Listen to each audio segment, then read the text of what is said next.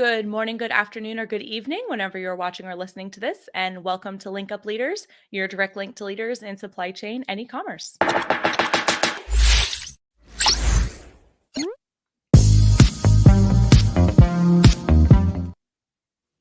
My name is Lisa Kinski. I'm your producer and co-host, and joined as always by Francois Jeffrey. Francois, how are you today? I am fantastic, well refreshed, back from Cancun, which was an amazing experience. Suggest anyone to go to Mexico or Cancun at least if you haven't been.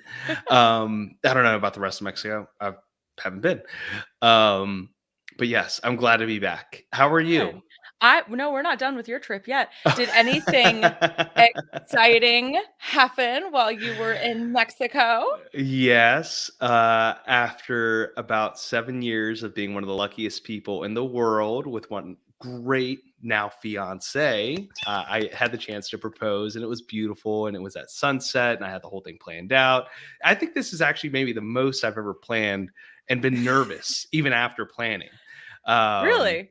It was funny. I jumbled all my words up. I had like a plan to say something. I like knew what I was going to say, and I was like rehearsing it in my head. And then I got there, and I forgot what was the first words that I said. I think actually the first words that I said to her was were I know I can be a pain in the ass. And then I just proceeded, and I just kind of blacked out from there. I kind of forget what I said, but it was lovely. It was I think, white sand beaches and a beautiful sunset in the background. And I think she's happy. I'm happy. I'm thrilled. Yes, she is very happy. I'm so happy for you guys. Congratulations. Thank you. This has been like I said, I was literally refreshing y'all's Instagrams like a stalker, waiting for the announcement like every 10 minutes. I was at my best friend's birthday party and still scrolling to I'm like, refresh. But it was, yeah, you're one of the only few people that knew. So, I mean, yeah. Well, but yeah, it was very fun. But yeah, The Office. Yeah. But no, it was beautiful. Everything I could ask for. Oh, wonderful. And welcome back home. Safe and easy travels. At least you didn't get stuck somewhere. We're going to Miami. Yeah, very true. Very true. It was a one-way. Flew Spirit back. Actually, Spirit was an amazing flight internationally for some reason. Great plane. We had like extra foot room, leg room, whatever you want to say. Our row was empty, so we had the middle seat that we could just relax. Got some reading done. Been reading some of Chloe Thomas's book here, nice. How to Get Traffic That Buys to Your Website by Chloe Thomas. If you haven't read it yet, an amazing book. A lot of principles I think that our guests are also going to talk about today. Mm-hmm. So I'm excited to have that conversation too. Yes, indeed. But about you, how was your weekend? How's your week been so far? The week's been pretty good. My weekend was good. Celebrated 2 of my best friend's birthdays, and also he's asleep. I kind of don't want to pick him up. I started fostering a dog, and his name is Cooper. And actually, I'm going to pick him up. And if you guys aren't watching us on YouTube, LinkedIn, or Facebook, you need to see this cute little guy. He is the cutest little thing. He's a rat terrier. He's got the best in everything. Oh, he's got the biggest ears. He's a rat terrier dachshund mix, but he looks like a corgi, and he's 17 pounds. He's absolutely ball obsessed, and he is the snuggliest little thing. And I have him until February, so he's probably going to just be chilling right here for at least some of the episodes. He's just been hanging out in the office, just like saying hello. Oh, he's been doing so good. So that's awesome. Been a big week for everybody. Oh, look at that. We have Emily from Margin Business tuning in. Hi, Emily. How are you? Good evening to you. Good evening. Yeah. Yes. Good evening to you, dear. All right. Well, let's go ahead and get into it. Let's hear from Jeremy. He is calling in from Lake Tahoe, which I know everybody's jealous about. Maybe not about this, though. Jeremy, how are you doing? I'm jealous about that. Good. How you guys doing? We're good. And Emily says, nice to see you. Thank you for tuning in. And then we also have somebody saying hello from YouTube. So hello. So Jeremy, tell us a little bit about yourself. You are the CEO of Conversion Guides and record holder for most epic beard. Well, hold on. You're giving Norm Farrar a run for his money. You are giving him a run for his money. Oh, that's good. That's good to hear. But other than that, what do you do? How'd you get into the conversion space? call the Yeah. conversion phase? So actually, this just happened the other day on December 10th, but 14 years ago from December 10th, I started my first startup, which was an e-commerce business. That's how I got kind of dipped my toes in. I guess that's not really dipping your toes in. That's diving in head first. But, but for the last about decade, I've been working on the agency side, doing conversion rate optimization, marketing, customer research, customer journey mapping. I've started CRO programs for 155 different startups, and we've analyzed the behavior, like growth and CRO and like digital marketing behaviors of like over 250. So our whole thing that we do is observe, analyze, pick apart like digital growth programs, and then find out how to put processes in place for e-commerce startups, so they can basically like shorten that learning curve to growth. Awesome. And do you have a course? I do have a that course with growth hackers. Yeah. Okay, because whoever it is, I'm not sure what your name is, but M1M says they just bought your course through Growth University and that it was awesome. So he's a fan. We're going to I'm have glad to it's check that helpful. Yeah, out. there's a lot in there. That is awesome. And so what was your first e-commerce business? I'm sorry, did you cover that? Yeah, so it's interesting because it was something I didn't know anything about, but we sold like medical supplies to like dentists and also like home like tooth whitening equipment and like dental supplies and things like that. It has like nothing to do with anything. I didn't know about that field, but I had a friend who had that background and he wanted help with basically like how do we launch a business? How do we set up a website? Like, so I had to go through learning all of the steps of not only how to run a business, but how to set up an e-com shop and how to do digital marketing, like all of those things simultaneously, which is not easy. So I sympathize with anybody who's going through that process because I've been there and it's tough, but you learn a lot really quickly. So did you launch that on Amazon or because 14 years ago that was No, that was a custom built website. Okay. Yeah. And did you have any experience with marketing before that?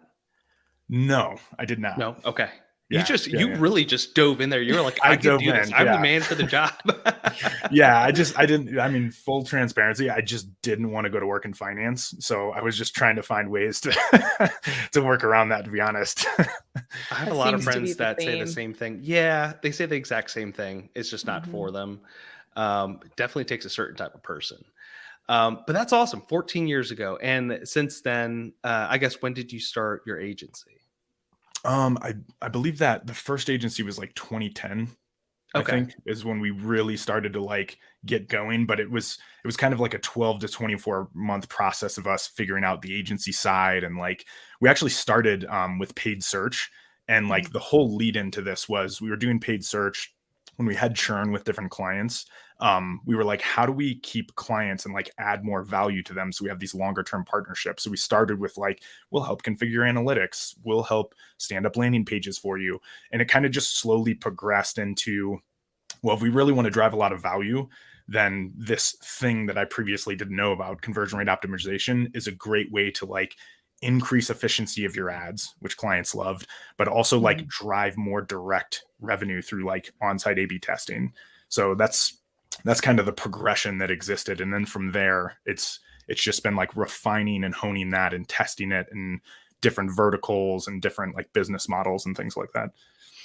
So it's not so much the traffic that comes in. So the customers or the clients that you take on should already have the traffic that's been coming in, and you look at and you analyze how can they optimize, I guess, the best use of this traffic to convert them. Is that right? Correct. Yeah, absolutely. Yeah, we don't do any channel management anymore. So like search, social, email, like those are typically handled by like other agencies or in-house teams. Like we're just basically the hub of insights is what I always like to say, because we can take insights from the research that we do and you can apply it to how you're optimizing for search or like the creative assets you're using and like the different social media platforms, or, you know, you can personalize email campaigns based on like the on-site, either like quantitative or qualitative research that we're pulling together. So there's kind of a halo effect. Like I definitely think more broadly around like conversion rate optimization than just like, let's set up some A/B test, because it can get much more sophisticated than that. Okay. Mhm. Yeah, because that definitely ties into, you mentioned the customer journey, and the journey can start or it can end anywhere, right? They could just fall off if they created a cart. They could have just came in from an ad, know that they want to buy, let's say, a Scrub Daddy, which I just bought because I saw an ad for it. Um, and I just click buy, and that's it. That's the last they might hear of me. I don't know. Maybe I just buy it somewhere else. But it could also be that someone's just browsing. Right. It could just be, hey, I'm Yeah. looking for bikes and I just so happen to stumble upon your website and I'm browsing your website. And so can you walk us through, I guess, these different types of customer journeys and sort of what you walk your clients through as well? Yeah. So here's just to look at the 50,000 foot view. Like I have some pretty hot takes on customer journey mapping because there's so many like myths and assumptions and kind of like things that have been proliferated in the industry that make it the perception too difficult for like the average marketing team or like ecom like CEO. So like we try to break this down into like 4 very simple buckets. One is the landing experience. What channel are they coming from and how are they landing on the site? 2 is the on-site experience, which is what are they actually doing? Are they searching? What's the user path through the site? Are there usability or UX issues? The third touch point is the conversion event. So for an e-com shop, that's they pull out their credit card and they actually purchase something, right? And that's the highest friction point in the journey is them actually making that purchase. So we kind of like isolate that as something we study separately. And then after that is basically the customer experience. So we try to simplify. Like, how do we make it easy for marketing teams to get any type of quantitative and qualitative research and tie that back to testing in an actionable way? So that's kind of the framework of how we look at it. Within that, something that's really interesting that we've found is you can take insights from any part of the customer journey and tie it to any other part of the customer journey. So like one example is we did some post-purchase surveys for an e-com company. We basically found out from the majority, about 60 to 70% of their customers, that they didn't understand one feature of the product, but they bought anyway.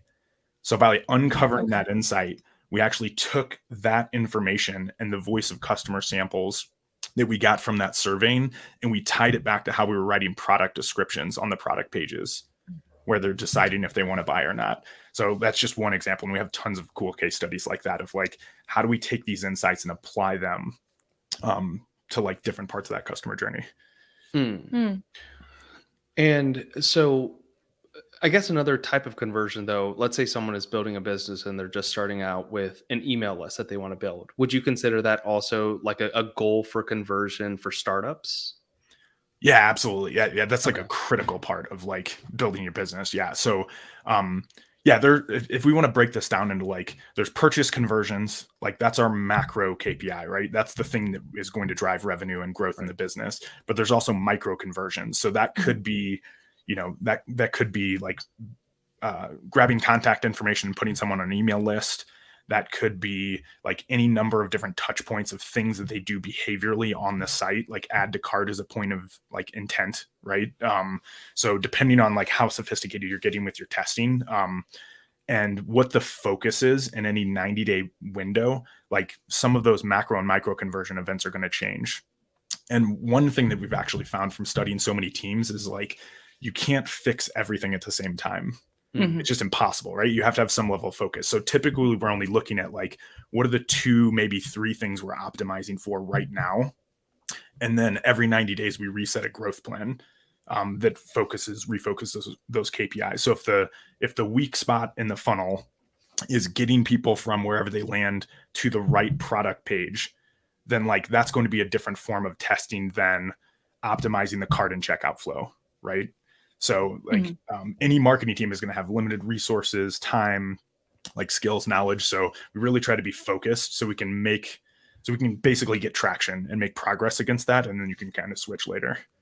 Yeah, it's the mapping, I think, is one of the hardest parts, right? Because when you talk it all out, you get lost. But if you draw, I'm a very visual person, so like everything that you're saying, I'm trying to like put into buckets. It's like, okay, someone starts here, like on a diagram, where are they landing? Is that something that you would also run through with your clients?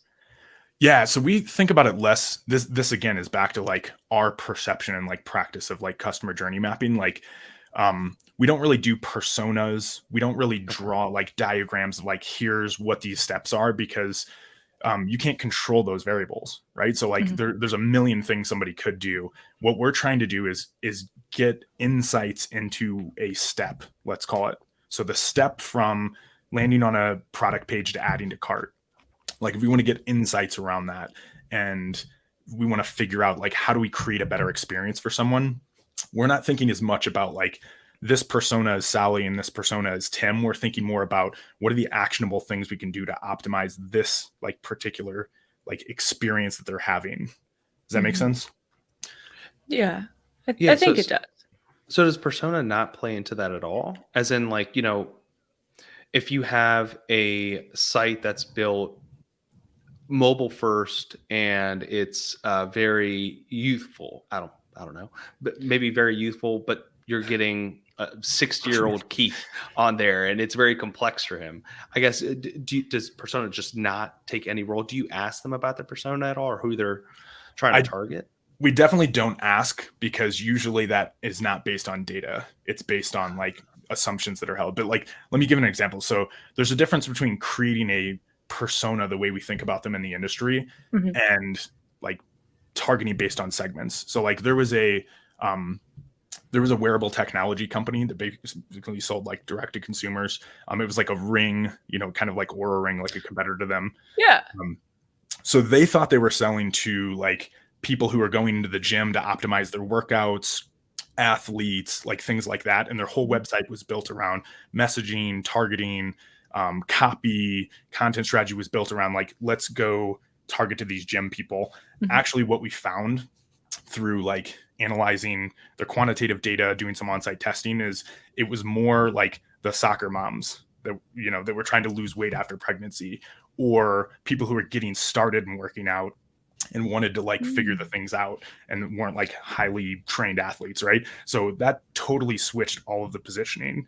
So you could like make a persona and create a pretty slide off that, or you can just alter like the technical, tactical way you're approaching things based on like segmented data. So like I'm careful to like differentiate between those two things because of some of the team implications around it. I was going to say, do some clients get a little bit prickly about being told that they're targeting to the wrong people? I would assume maybe they do. I don't know. I mean, I'm a little prickly with clients sometimes, No, I say that lovingly, but yeah, there's, this is one of the big things. One of the reasons I do so many podcasts and webinars and things like this is because I want to shift the thinking in the industry. And the old school branding personas and like how customer journey mapping is thought about is somebody pays a lot of money for research. They get a fancy presentation, they put it in a shelf somewhere, and then it doesn't get used to activate actual optimization across channels in the website. And the reasons for that is it's expensive. It seems complex, seems like it's time consuming. It doesn't have to be any of those things. Like we can use our customer journey mapping framework and be like, there's 4 touch points. We're polling and surveying and interviewing customers at those touch points. We're going to take those and create test hypotheses where we're like, okay, let me give an example. So like exit intent polling. Anybody who's listening to this right now can take Hotjar, they can tag it on their site. They can set up a poll in under 60 seconds that says, what, if anything, prevented you from purchasing today? As people are abandoning the site, it's exit intent trigger. They'll fill in this poll and you're basically asking your customers like, why'd you leave? Now that's extremely valuable information. What's really cool is we've universally found that there are between 3 to 7 primary reasons why somebody abandons before buying. That's going to be different for every site though. So that's like a free, fast, easy, like research method that answers one of the most critical questions that you would have with an e-com shop. And that's, why are people abandoning? Why aren't people buying? And the cool thing about this is we ask them, and guess what they do? They tell us. That was what I would hope they answer. Well, how easy do you make it? Is it more of, well, you said it was between 3 and 7 different reasons. Do you just list out those 7 reasons or top 10 reasons that they just check off some boxes? Oh, no. So we, it's open question format. We want them to tell us. We want them to write the response, because there's two key values to doing this. And again, this is one bucket of customer journey mapping, which is why they're abandoning, right? So there's how are we identifying what the underlying problems are? We call those conversion roadblocks. So it's like maybe the perception is like the price is too high, or it doesn't have one of the features I need, or I'm not ready to buy yet. Like we don't know until we get that data from customers. So that's important, because then you can start targeting like what are the problems we need to solve as a business. The second part that's just as important is we want to collect the voice of customer samples. So we want to hear how they articulate the problem. We want to hear how mad they are about the problem. We want to be able to take some of those snippets from the way that they're speaking and incorporate that into like how we're writing copy on the site, or how we're structuring like email campaigns. And that's actually one of the coolest hacks is, you know, if you don't have a professional, super expensive copywriter, like we can take real voice of customer samples and be like, here's how customers talk. Let's take this and use this to speak back to them in the way that they think and conceptualize things. And that does seem really useful. I'm just thinking back to like my own experience. I've never been asked like, why are you navigating away from the site? But a lot of sites, once you like get up to that, you know, X or whatever, it does do the wait, don't go. Here's the thing you missed, or here's 20% off. Like they just try to like entice you to stay. Is there any like step of follow-up after they've given their response? Like, do you get any kind of consent to reach out to them afterwards if their answer is just like didn't have a feature I needed? Are you able to reach out to them and be like, hey, well, like if you get that 100 times, it's like, okay, well then what the fuck are they looking for? Like, is there any secondary follow-up? This is like a time bound, like as fast as we can get to like a sample size of 100 responses, 250 responses. Like this is a short-term research method where we're not trying to like interrupt the user experience.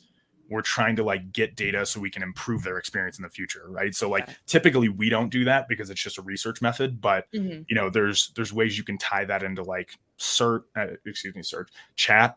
You know, we can pull chat transcripts and do the same thing. That's a part of like how we do customer journey mapping is we're taking those samples of, okay, here's the things preventing them from converting, right? And if you hear the same thing in chat, like you wouldn't believe when we do this across like dozens of businesses, it's like, you know, 50 people out of 100 all have the exact same complaint, but nothing's done with that information outside of answering it in the chat. And it's like, why not answer it before we force them to bug our customer support team, right? Like, why don't we answer that so we're not frustrating them, you know? So it's just a matter of like I said, it's taking the data from the different touch points and applying it back to optimizing across the touch points. Yeah, that's I honestly don't know if I would answer them. Just I'm a particular type of person, but do you make it hard for them to sort of leave the site after that, or is it just like, hey, just leave the site? No. Just as long as that arrow goes to the top to leave or something, that's when it just triggers it. It doesn't block their experience. Correct. Okay. It's like they move their mouse cursor outside of the browser frame, but it doesn't block their experience. It's just like a corner pop in like the bottom left or right corner. They don't have to answer it. The response rates are typically like low as a percentage of traffic, but also like, let's think about this, because I get objections around like how we structure our survey and polling methodology. And it's like, okay, let's compare the two things. We're an e-com shop and we have zero qualitative customer data, or we're an e-com shop and we have a much better understanding of what the main points of abandonment are. So even if that data is not perfect, like what we're talking about is leveling up the sophistication of how we're improving the experience, right? So there's, you know, it's not binary necessarily, but it's like an improved level of sophistication and like getting better insights around customers. Yeah, and I'm glad that you mentioned that the response rate, like in comparison to site visits, is low, because I would assume it would be, because like you know, my survey feedback hating cohort over here, I'm not the same. But if I'm just like literally browsing and I were to see that question, I may not answer it because I wasn't actually looking to make a purchase at that time. If I'm literally just like, you know, cost comparing or whatever. But if I'm like really investigating something and like decide against, as opposed to like not wanting to make a purchase versus being ready to make a purchase and then deciding against it, if I made that hard decision against it, then I would definitely answer it, I think. But that's, I have to think that that's the process of most people, the non-Francois. But well, I don't know. I think mine is pretty logical. They don't have what I need. Screw them. And if they don't have what I need, I'm not going to spend time on them. That's sort of my thought process with taking surveys. That's why I'm not the right person a lot of times for the surveys. Well, and one thing about this too is like I always talk about getting a 360-degree understanding of customers, and that's just one piece of the puzzle, right? So like one survey is not like we're going to take that and build our entire business strategy around it. It's just these are different inputs that we have to be able to make better decisions. So like when you're getting inputs from those different parts of the customer journey, you're starting to build like what the issues are. And again, it's not about building personas, it's about identifying the conversion roadblocks so we can like optimize beyond them, right? So like even the usability, like you're going to tie in customer interviews, usability studies, analytics insights, heat mapping data. There's different research methods that we're pulling together to get that like complete view, essentially.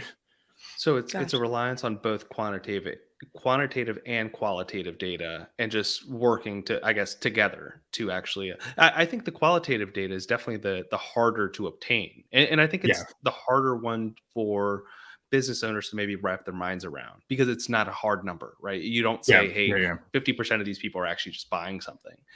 Now, when it comes to creating an action after obtaining those insights, is that something that they just work with their internal teams? Do they work with your team also to see like what can they actually improve? Because for example, if people are leaving, they're just saying, hey, it's not, it doesn't have a feature that I want. You have to figure all that stuff out.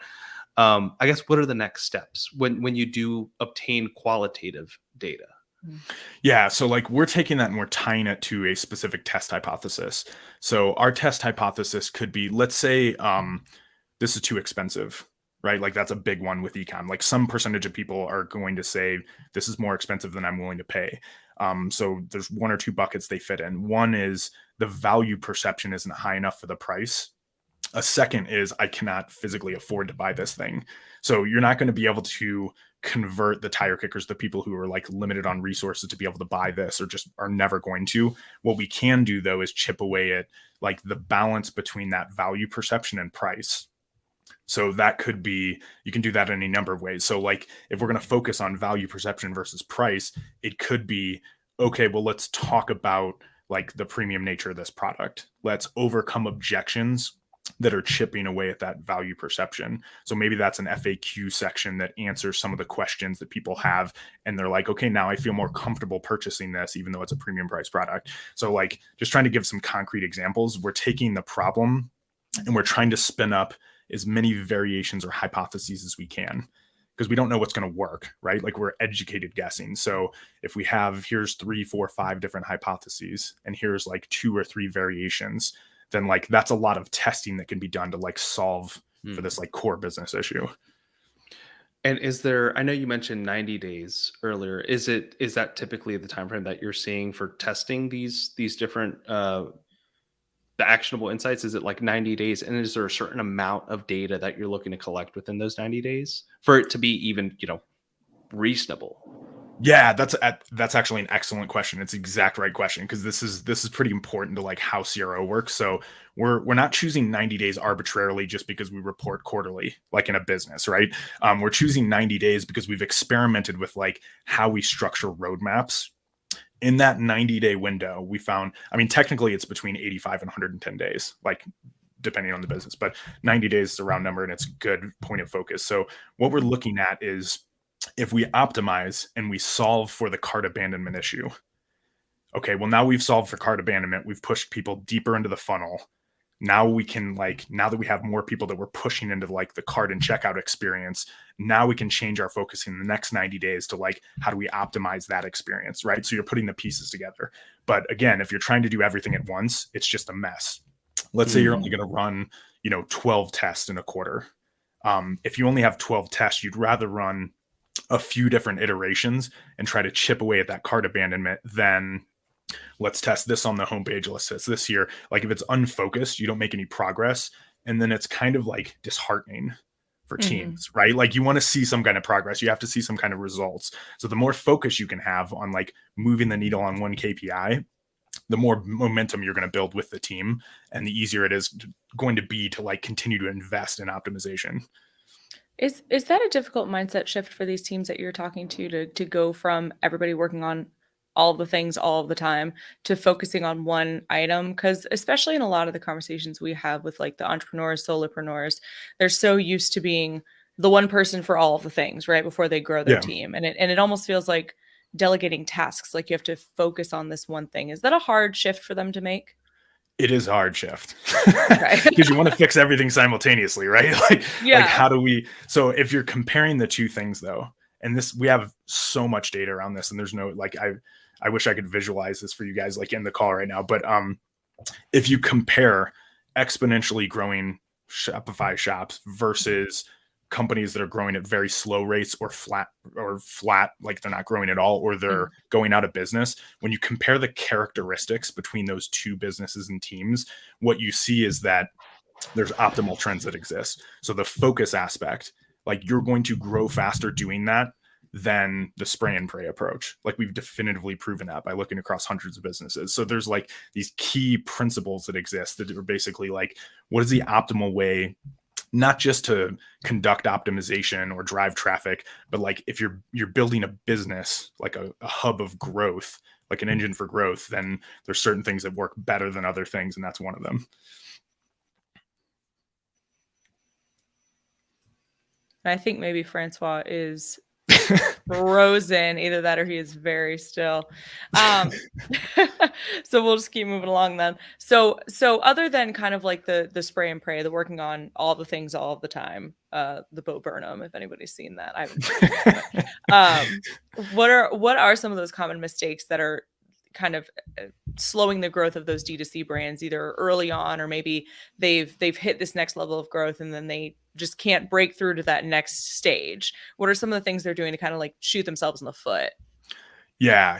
Well, I mean, one of them is like not focusing on optimization just in general, right? Because you're so busy on driving traffic that, again, it's like a spray and pray approach, right? So, like optimization, site optimization in general is so undervalued and underperformed that it's leaving a lot of money on the table.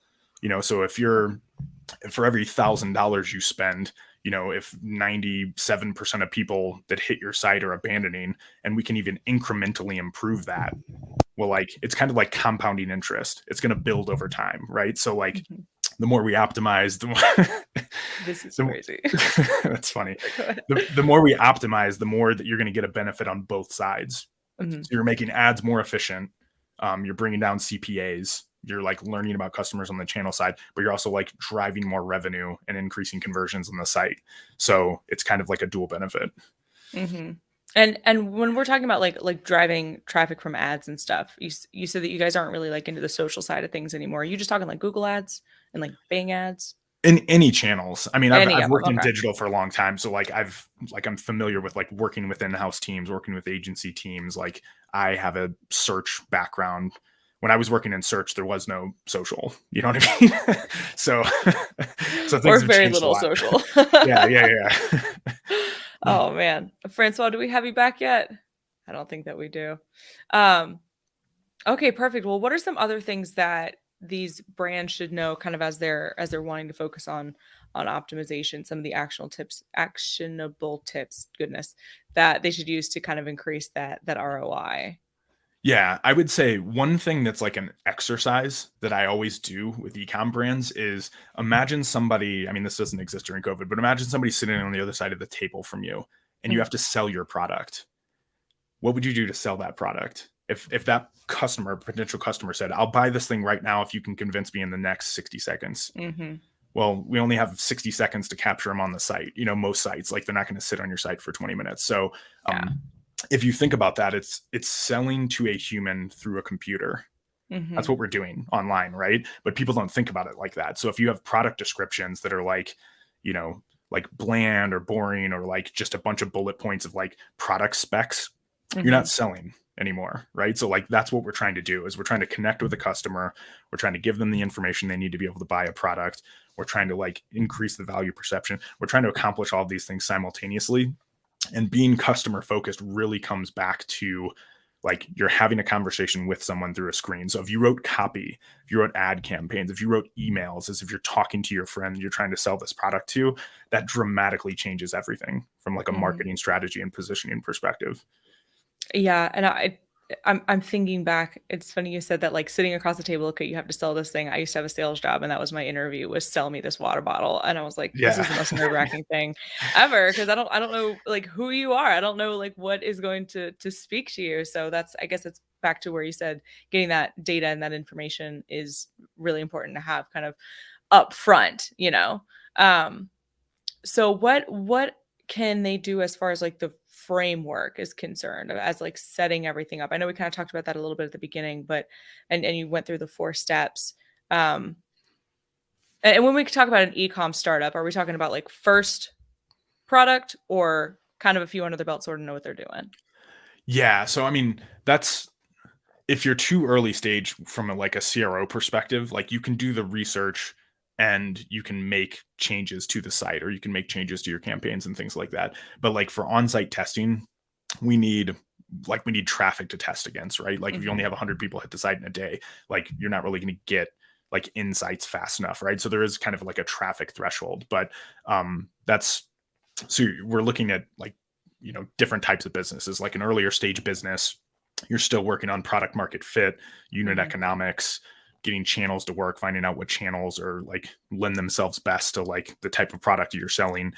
More advanced businesses, if you're looking at like, Kate Somerville and the Murads and like, some of Mhm. these bigger name brands that have been around for a while and are, like large established businesses, the way you approach optimization is going to look very different, right? Because you have like large teams that are like focused on projects like this. So, depending on the stage of the business, CRO is going to look very different. Like the earlier Mhm. stage you are, it's about like understanding customers and understanding channels and like how do we optimize the product and things like that.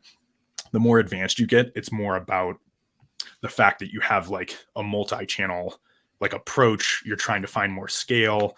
Um, CPAs are going to start increasing as you're reaching on different keywords that are not directly tied to your product or your product category. So there's different problems that you're trying to solve for, essentially.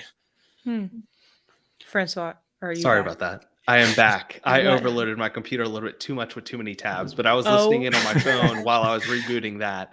Okay, Um, good. This StreamYard did the weirdest thing though. Usually just like you're frozen and you disappear. This time it played back all of the video in like 3x speed for whatever reason oh. on you. It was wild. So I was thinking like, oh gosh, he's been taken by the aliens. He's Yeah, I been was hacked. taken by the aliens. No, that's it's an interesting point. I mean, scale is definitely important. Are you seeing any of the companies as they scale up struggle with hiring or hiring new, I guess, new problem solvers for everything that you're talking about? New channels, for example, bringing on new Yeah. social media. You do, okay.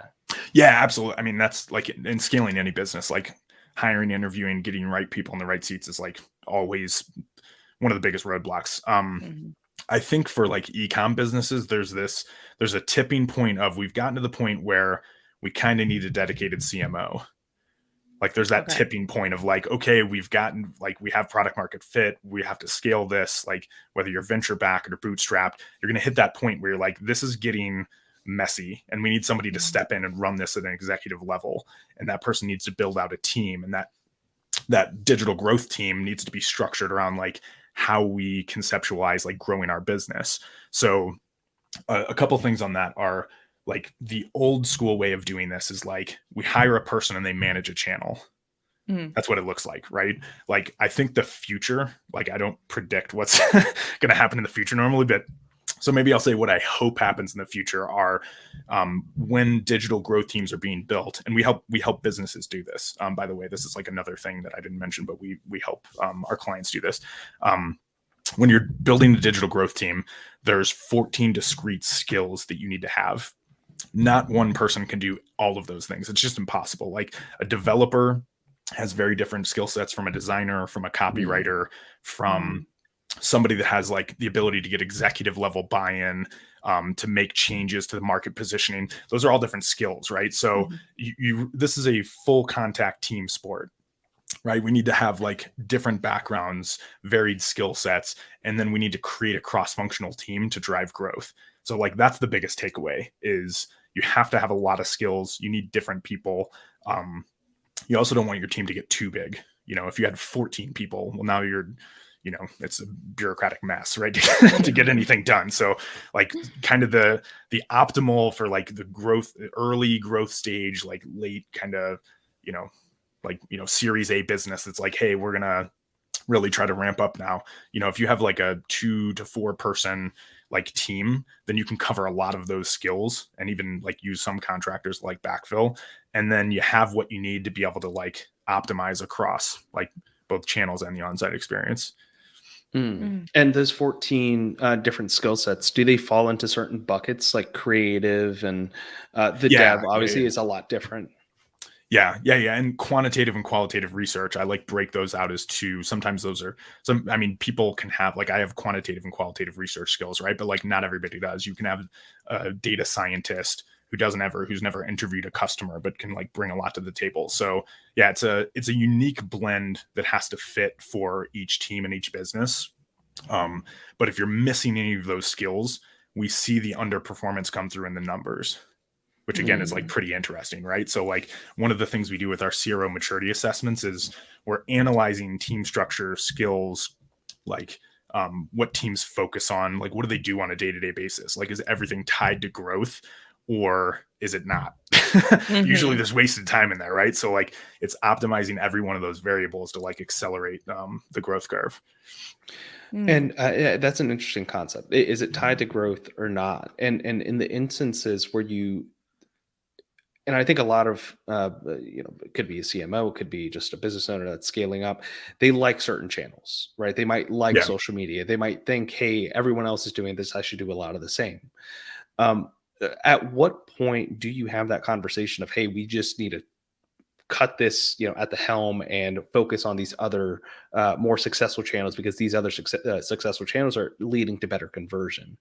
Is that something that you would typically get in like a monthly report where you just analyze the different channels and see what's working out? I guess, how long do you give it the 90 days for all the different channels too?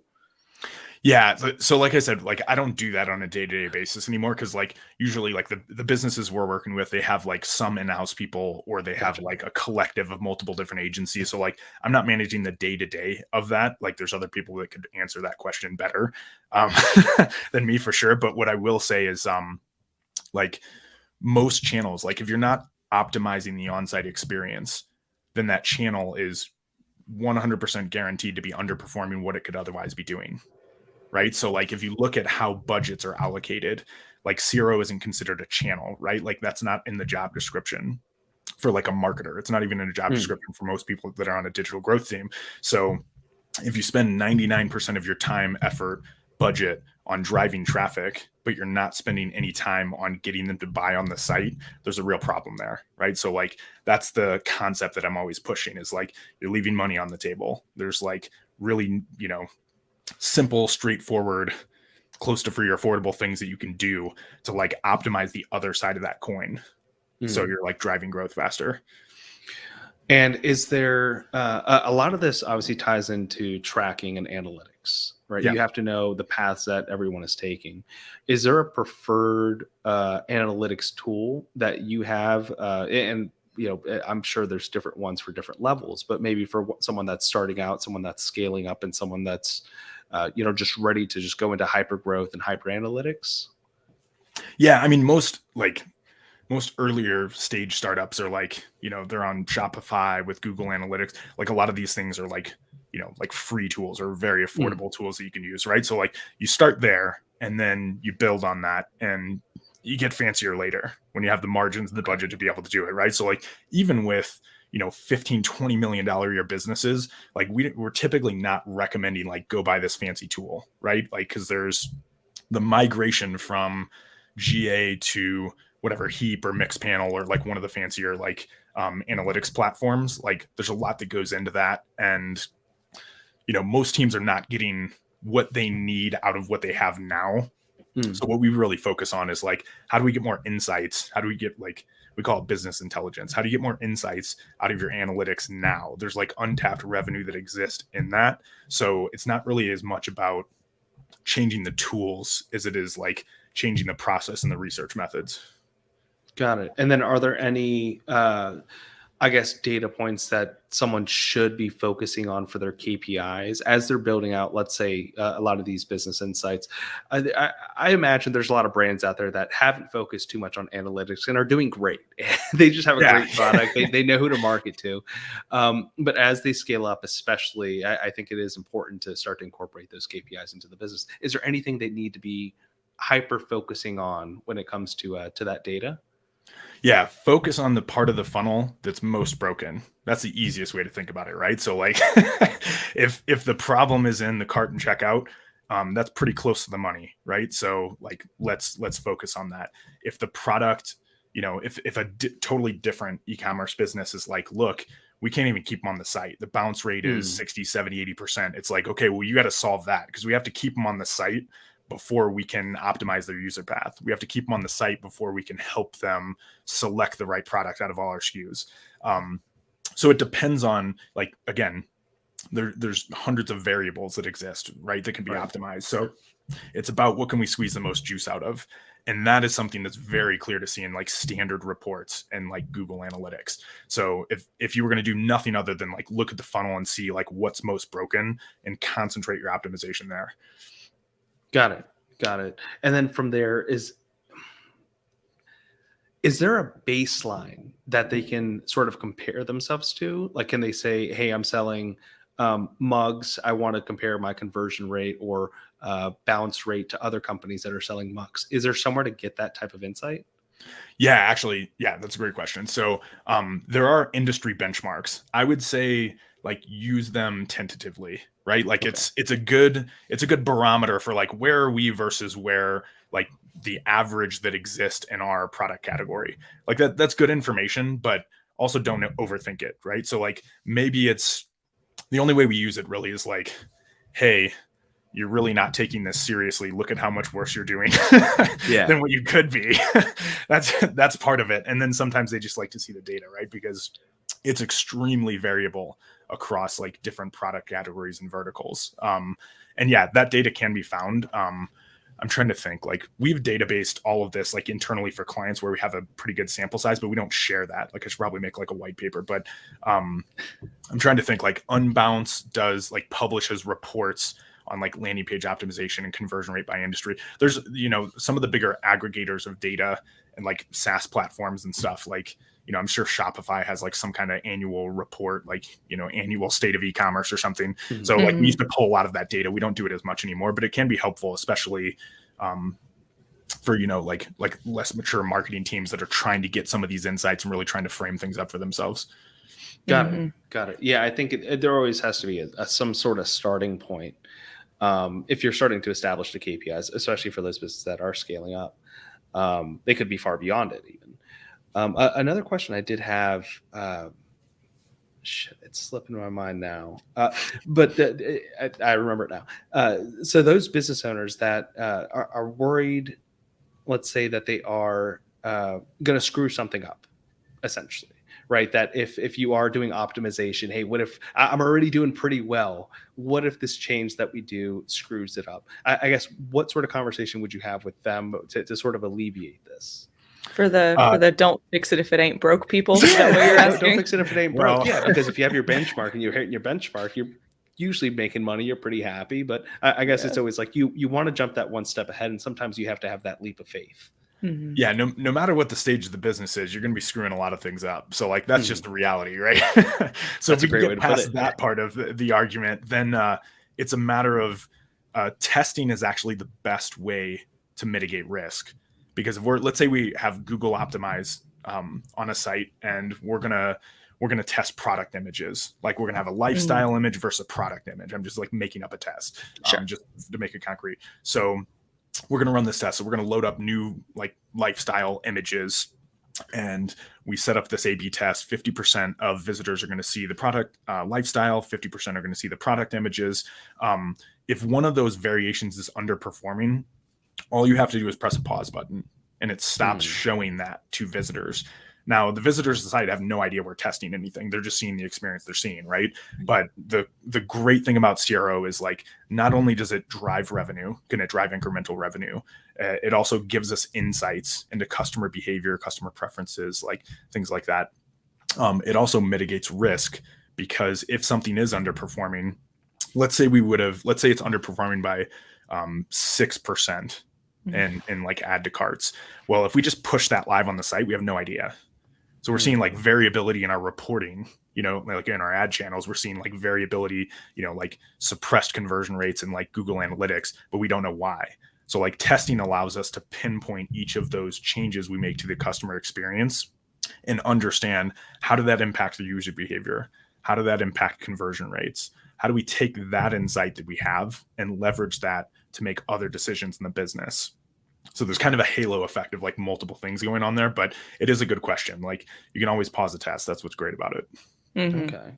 And then is there like I guess a master log that they should be keeping with all these different tests to just see what's performing, what's not performing? Like you said, for example, if we're seeing that the lifestyle imagery for these types of mugs that I got in Mexico are performing very well, maybe we want to do it for the other types of mugs that we're also selling.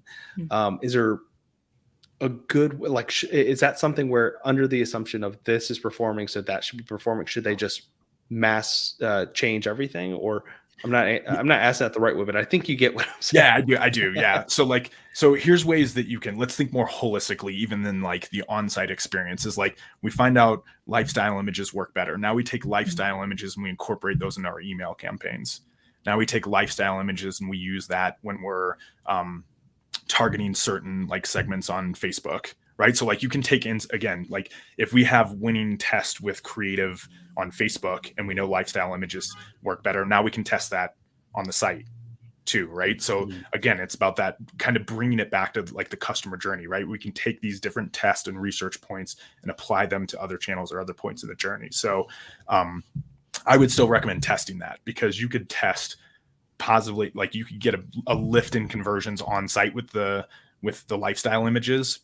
And you can test that in Facebook and it can just not move the needle at all. It could be totally flat, or it could suppress conversion rates, right? Like, that's a different part of the journey, and it could even be different segments of people. So like, we always recommend like testing iteratively is another part of that, right? So like, that's one isolated test, and you can spin up follow-up test based on that that you can apply to like channels in the on-site experience.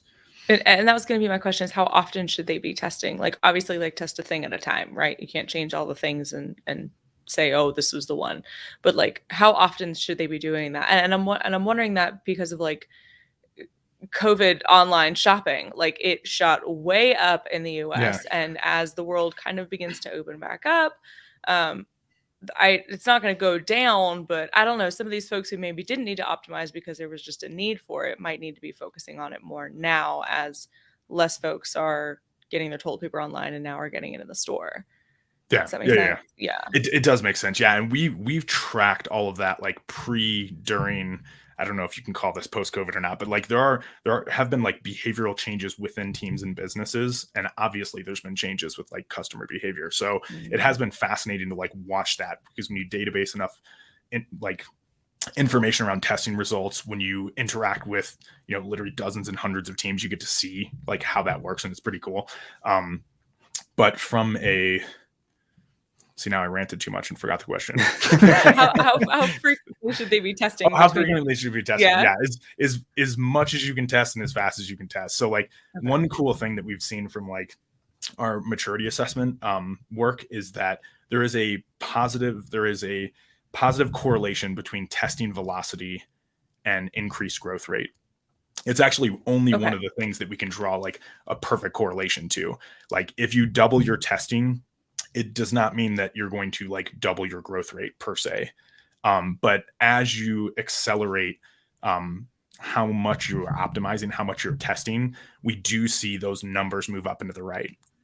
So it's pretty cool. So our whole philosophy is like, how do we test as much as possible and as fast as possible? So it's a game of like optimizing around processes. It's a game of like being efficient with how we're testing. So like, we pause out one test, we launch the next test, the next day, or like even same day, right? So it's really about the process more than anything. So if you want to exponentially grow your business, optimization is great for making your ad spend more efficient and for like driving more revenue. But the bigger impact that it's going to have is that these teams build competencies and they build skills and they find ways to work together effectively. And there's even kind of a halo effect that we call the culture of growth. That's like the sixth like principle in my like 6 principle framework, where it's just all these halo effects of like getting a team together, rallying them to be focused on growth, making sure that we're doing the right things on a day-to-day basis to like keep improving and keep growing over time. And are there any free tools or resources, I guess, you could start out with for just testing? Yeah, there's there's definitely a lot. I mean, so the free like tools, like there's a lot of free tools, there's analytics tools, and there's like, qualitative research tools. Like you can definitely find all kinds of free tools that you can leverage like quickly and easily. Resources, I'm like more particular about, because there's a lot of CRO it's like a burgeoning field, right? Like it's in its infancy stages. Like, even though I've been doing this for 14 years, like it feels like we're still like crawling like a baby in the industry. Right. So I'm very particular about like, you have to be careful to avoid here's 17 things that are guaranteed to like double your conversion rate. Like when I read that stuff, like, it's going to give me an early heart attack. Yeah. But, there are some, like, I would say find specific topics. So like if you want to learn more about usability and UX, then like Norman Nielsen Group like has all kinds of like free content and videos and stuff like that. And you can learn that discrete skill. So like any of the skills that we talked about, you can learn specifically to become a better marketer.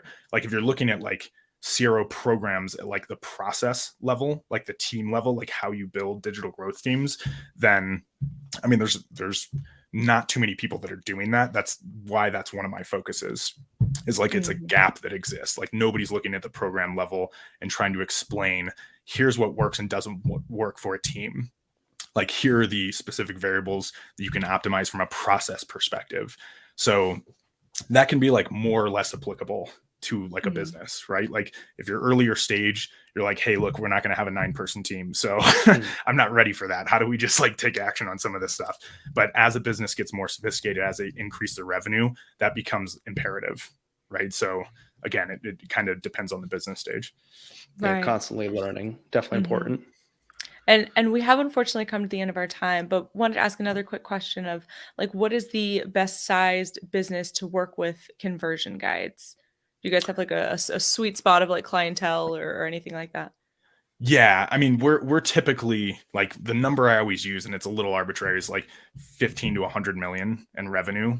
Okay. So we're working with like bigger growth stage businesses. A lot of times they're like Series B, Series C businesses, but we also have like $3 billion valuation like businesses that we work with as well. So it's really a matter of like, what we're focused on is definitely business stage. Like they need to have hit product market fit. They need to have like developed, established channels. Like, we're not trying to like jumpstart marketing programs. We're trying to jumpstart optimization programs. So when you have all the pieces in place and you're like, hey, how do we take it to the next level? And continue to grow past like where we're stuck now. That's really what we're focused on. Gotcha. And where can folks find more information about you or get a hold of you if they have any questions about what you shared today? Yeah, I mean, they can go to the conversion guide site. Like we don't really use that for much. It's funny that we do like website optimization. Nobody visits our site. But yeah, it's most people find me on LinkedIn and they can like connect, follow. I have people ask me questions. I always respond. I love chatting with people. I love educating people on these things. Because like I said, my passion is like not just consulting with businesses, but it's how do we shift the thinking in the industry? So anything I can do to support that. Awesome. And again, that's www.conversionguides.com, listed in the description of the audio and the video. Awesome. Well, Jeremy, thank you so much. This has been awesome to have you. We appreciate you sharing your knowledge and your time. Absolutely. Thanks. Appreciate it, guys. Good chatting with you. Thanks, Jeremy. Thank you so much. And then hold on, you got to tell the Oh people. yeah, the sign out. Come on, man. Like you said, it's been too long. It's been too long. You left your brand in Mexico. If you guys liked what you heard today, be sure to give us a thumbs up, comment with your thoughts, share this episode with your friends, subscribe to the show. Be sure to ring that bell for notifications, rate us 5 stars on Apple Podcasts, and turn on automatic downloads so you never miss a conversation with leaders in supply chain and e-commerce like Jeremy Epperson. Now you can say goodbye to the people, Francois. Goodbye, guys. Bye, everyone.